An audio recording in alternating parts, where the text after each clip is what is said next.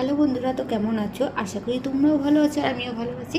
তো দেখো, আগের ভিডিওতে তোমাদের বলেছিলাম তো আমাদের কী রান্না হয়েছিল। তো আমাদের রান্না হয়েছিল ভাত আর শাক ভাজা। তো বেলায় মাছটা নিয়ে এলো, তো আমি রেডি করে ভাজা করছি, ধুয়ে নুন আর হলুদ মাখিয়ে ভাজা করছি। তো মা বললো আমি স্নানটা করেছি, তুই ভাজাটা সেরে নে। ঠিক আছে। আর এটা কী দিয়ে ঝোল হবে তোমাদের বলছি। তো বেগুন আর কাঁচকলা আলু দিয়ে। তো তোমাদের বাড়িতে কী দিয়ে ঝোল হয় অবশ্যই কিন্তু কমেন্টে জানিও। আর আমাদের দেখো এদিকে ঝোলটা রেডি হয়ে গেছে।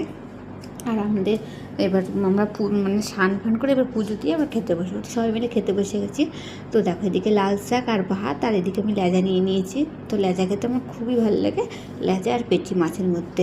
আর এই কাটামোনা মাছটা আমাদের রোজ হয় না, এখন ইলিশ মাছের সিজন বলে ইলিশ মাছটাই বেশি হয়। আর আমাদের দেখো খাওয়া দাওয়া করে আমরা এখানে হাসাহাসি করছি। তো ঘরের মধ্যে একটা চাদর গায়ে দিয়েছি, এইটা নিয়ে আমরা হাসাহাসি করছি। তো চলো, আমাদের খাওয়া দাওয়া হয়ে গেছে, এখন ঘুমাবো। আর ভিডিওটা এই পর্যন্ত।